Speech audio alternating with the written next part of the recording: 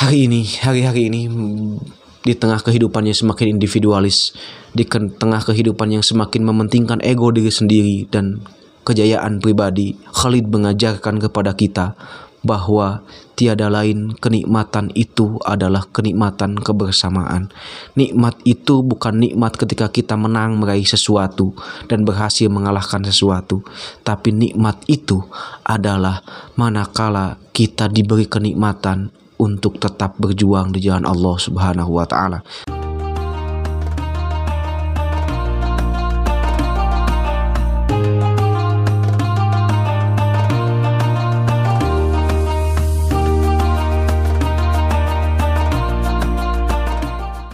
Assalamualaikum warahmatullahi wabarakatuh. Waalaikumsalam. Itu kan kalau ada salam itu jawab ya, ada bukan Jumatan nanti ya. Karena banyak yang nanya nih ke saya, apakah ini sendiri atau gimana gitu ya.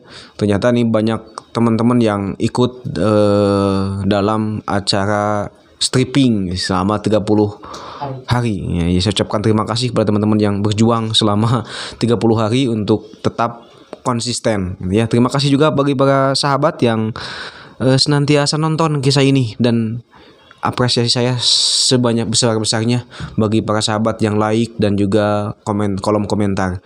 Itu murni dikelola oleh admin ya. Jadi saya tidak tahu komentarnya kayak gimana.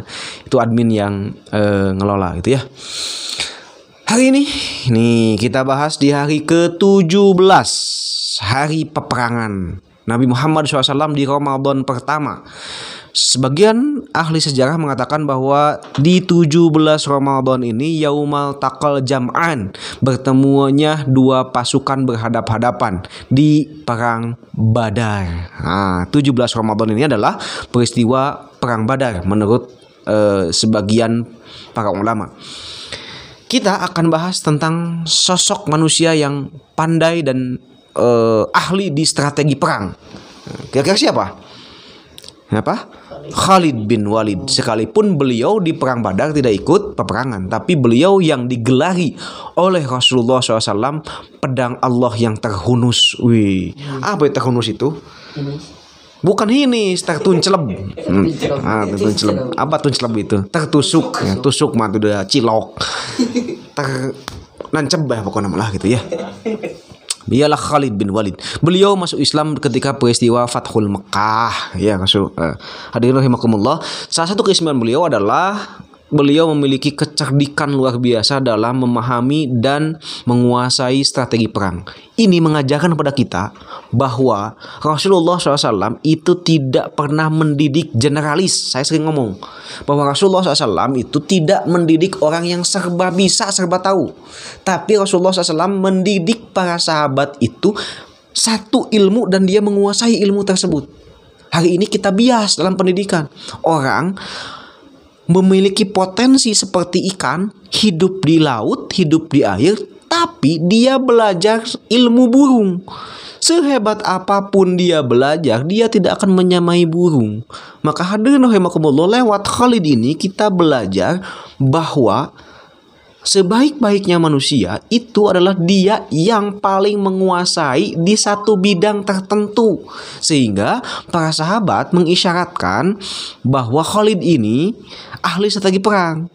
Dan beliau ketika sholat dia baca itu yang dia tahu cuman Qul huwallahu ahad. Itu kesukaan kita kan itu ya. Ayat kesukaan kita, ayat favorit ketika ibadah tarawih. Kalau imam itu bacanya Qul huwallahu semuanya, ini imam favorit kan itu ya. Naasnya Khalid bin Walid tidak pernah baca Qul huwallahu itu satu kali. Tapi beliau tahu ketika ibadah tarawih itu harus memanjangkan qiyamnya, harus memanjangkan bacaan ketika berdirinya. Maka Khalid bin Walid, karena dia cuma tahu Quran surat Al-Ikhlas itu, dia baca setiap satu rakaatnya itu adalah 100 kali surah Al-Fatihah, surat Al-Ikhlas.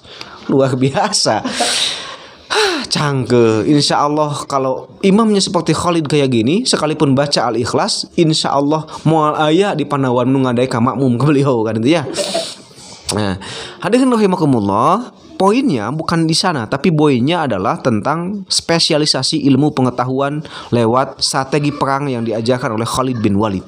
Nah, satu waktu Khalid inilah salah satu penyebab Rasul kalah di perang Uhud. Itu. Nah, mohon maaf ya ada suara anak saya karena ini masih masih waktunya bermain anak saya ya. Dianggaplah itu backsound berbuka teng kan gitu ya. Beda dengan ciat sajalah gitu ya. Di belok Yusuf ya, Gilang kita Yopi ya tersebut dan lain sebagainya. Saya ingin ngomong satu poin bahwa Khalid lah penyebab kekalahan Rasulullah SAW di perang Uhud ketika saat itu. Wasilahnya ya. Karena Khalid yang membaca celah kaum pemanah di perang Uhud itu turun ke bawah. Kemudian ketika kaum Quraisy kocar-kacir ingin pulang, Khalid menahan pasukan itu untuk tidak dulu pulang. Karena apa? Karena beliau tahu ada pasukan pemanah yang turun dan pasukan pemanah inilah penyebab kekalahan Rasul di perang Uhud. Sehingga kemudian kata Khalid, "Hayu kita gempur dari belakang." Kemudian kalahlah pasukan Rasulullah SAW di perang Uhud akibat kecerdikan Khalid membaca situasi peperangan. Hadirin rahimakumullah, Khalid bin Walid ini pula yang memiliki hubungan darah dengan Umar bin Khattab. Khalid bin Walid dan Umar bin Khattab itu sepupuan. Ya, beda dengan teman-teman yang belum nikah itu kan adik kakaan ya. Kalau Khalid dan Umar itu sepupuan. Artinya Makhzum kakeknya Khalid bin Walid dialah juga kakeknya Umar bin Khattab. Sehingga dua orang ini memiliki sifat kesatria yang sama. Kesatria yang luar biasa. Bedanya Umar bin Khattab memiliki sifat kesatria yang sifatnya pembelaan. Beliau membela orang tertindas, beliau membela orang yang tidak lemah, orang yang lemah, beliau membela orang yang tidak mampu, beliau melindungi orang-orang yang mengalami penindasan. Itulah Umar bin Khattab. Sedangkan kesatria yang dimiliki oleh Khalid itu bukan pembelaan, tapi pembebasan. Dia ya yang melakukan ekspansi, dialah yang sifatnya ofensif keluar, bukan ke dalam. Kalau Umar ke dalam, kalau Khalid bin Walid keluar. Sehingga kemudian Khalid bin Walid adalah orang yang sering diutus oleh Rasulullah SAW untuk menjadi panglima perang. Itu ya. Karena tadi strategi kecerdikan strategi perang. Betapa tidak nih teman-teman nih, Yopi nih, kecerdikan Khalid ini diuji ketika suatu waktu Rasulullah SAW ingin melaksanakan peperangan, ingin sampai di tempat lokasi perang selama 3 hari. Sedangkan jarak tempuh normalnya itu adalah 1 minggu. Maka nanya kepada semua sahabat, gimana nih caranya kita supaya sampai di lokasi perang selama 3 hari. Karena supaya di luar prediksi musuh. Musuh kan selalu mengukur sesuatu yang terukur. Maka kalau strategi perang itu melakukan strategi di luar perkiraan musuh. Maka kata Rasulullah SAW, siapa di antara kalian yang mampu mensiasati kita sampai di lokasi perang dalam waktu 3 hari? Semua sahabat bingung. Sampai satu waktu ada orang yang mengacungkan tangan. Saya ya Rasulullah bisa sampai di sana. Gimana caranya wahai Khalid? Kata Khalid, gampang kan gitu ya. Karena Khalid kan ahli strategi perang. Gimana? Karena beliau bukan hanya sekedar paham tentang satsit dalam urusan pedang, tapi beliau paham tentang berbagai instrumen pedang, seperti kuda, seperti onta, seperti memanah, keledai, ya. Beliau sangat paham tentang struktur biologis dari senjata-senjata perang dan hewan-hewan peperangan. Kata Khalid bin Walid, kalau kita ingin sampai ke lokasi perang dalam waktu 3 hari, kita gunakan kuda. Nah, tidak hanya cukup dengan kuda, kata Khalid bin Walid. Kita gunakan waktu-waktu yang tepat supaya kuda dapat berlari kencang. Kapan? Kata Khalid bin Walid, ayo kita berangkat ke lokasi peperangan, dan berangkatnya itu 1 ketika malam hari, yang kedua ketika siang hari. Malam hari, kenapa malam hari? Karena kuda itu tidak dapat melihat di waktu malam. Sehingga kalau di waktu malam kuda berjalan itu ngabret jalannya, kan gitu ya. Lompat gitu, tarik gitu ya. Sehingga menjelang waktu subuh kuda diistirahatkan sampai dengan menuju siang hari. Siang hari pun kuda itu dipacu sampai waktu asar untuk melalui perjalanan. Kenapa siang hari? Karena kuda itu di waktu siang hari kakinya panas, sehingga kemudian dialah yang kemudian kuda tersebut loncat lebih cepat gitu. Maka dicobalah oleh Rasulullah SAW, dan betul sekali Khalid tiba 3 hari sesuai dengan prediksi dirinya Khalid. Sedangkan musuh mengira seminggu lagi dia akan sampai, tapi ternyata 3 hari sudah ada di lokasi peperangan. Hadirin rahimakumullah, betapa luar biasa jenius orang ini dalam hal ahli strategi perang, dalam hal kuda. Bahkan satu waktu ketika beliau ingin menaklukkan kota Roma, ketika saat itu sebelum beliau meminum racun yang ditawarkan itu oleh kerajaan, beliau memasuki kota itu dengan menggelantungi kuda. Apa menggelantungi teh? Ngagulantungan gitu ya. Ngagulantung karena kuda, karena tali dibetot, dibentangkan begitu luas, kemudian dia naik pacuan kuda dan melewati di bawahnya ada sungai-sungai dengan kuda diikat oleh kaki beliau. Betapa kuat kakinya. Kuda saja yang besar dapat diikat dengan kaki 2, dan ini pegang tali untuk ngegulusur. Nah, ngegulusur teh flying fox, meluncur kayak flying fox, bus gitu ya masuk ya. Betapa luar biasa kekuatan tangan dan kekuatan kakinya dari Khalid bin Walid. Kalau kita kan dalam berjuang itu kan selalu banyak alasan gitu ya.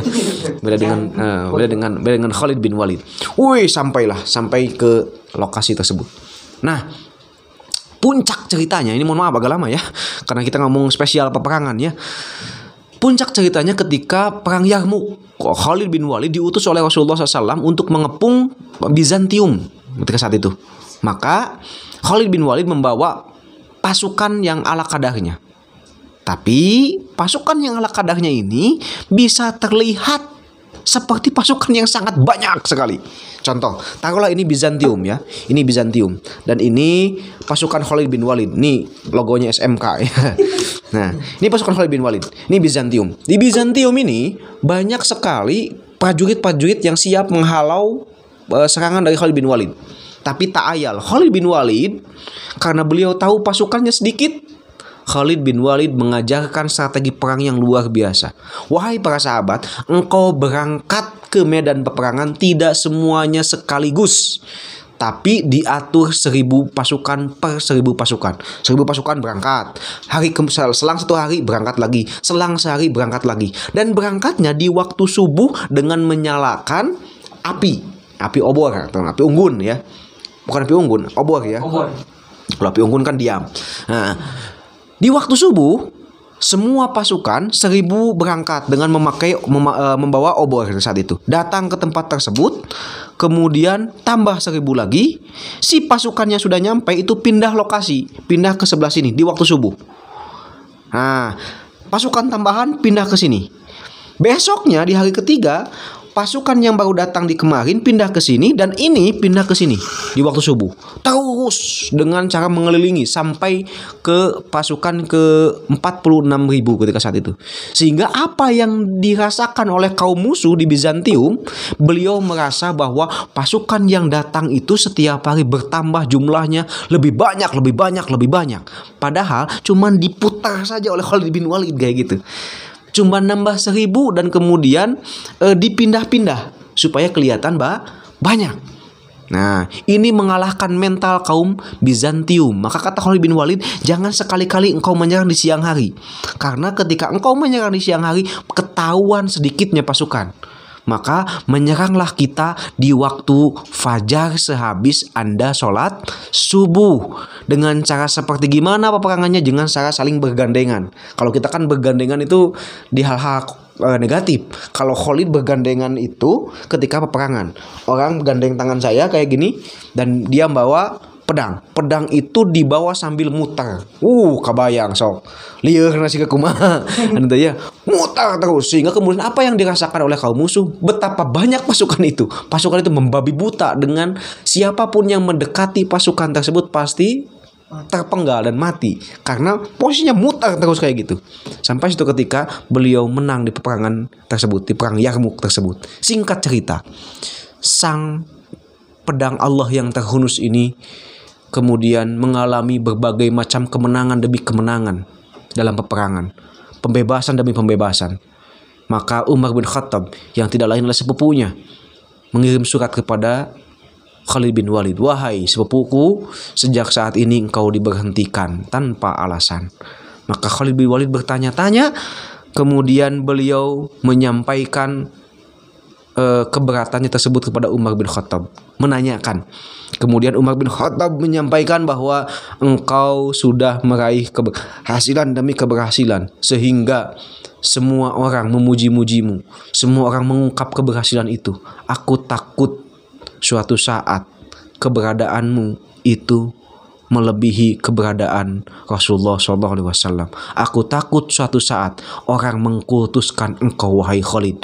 Maka ketika saat itu Khalid bin Walid merangkul Umar bin Khattab, kemudian tercurahlah air mata keduanya dan berdoa kepada Allah untuk dikumpulkan di surganya Allah Subhanahu wa Ta'ala. Sampai terakhir, luar biasa nih kisahnya anak-anak, teman-teman. Sampai terakhir beliau meninggal dunia itu di rumahnya. Ketika beliau meninggal dunia itu nangis, bukan karena nangis beliau akan sakaratul maut, enggak, karena beliau tidak menangis karena beliau tidak berhasil meraih syuhada, gugur di medan peperangan. Beliau seorang pedang yang terhunus tapi tidak pernah tidak mati di peperangan gitu, bukan tidak pernah mati ya, tidak mati di peperangan. Sehingga kemudian itulah yang beliau sesalkan. Beliau mati sang pedang terhunus tersebut di atas kasur, bukan di medan peperangan yang dia cita-citakan. Beliau menangis kematiannya tersebut. Luar biasa. Hadirin rahimakumullah, betapa seseorang ingin mati di jalan Allah dengan seperti itu. Hari-hari ini di tengah kehidupan yang semakin individualis, di tengah kehidupan yang semakin mementingkan ego diri sendiri dan kejayaan pribadi, Khalid mengajarkan kepada kita bahwa tiada lain kenikmatan itu adalah kenikmatan kebersamaan.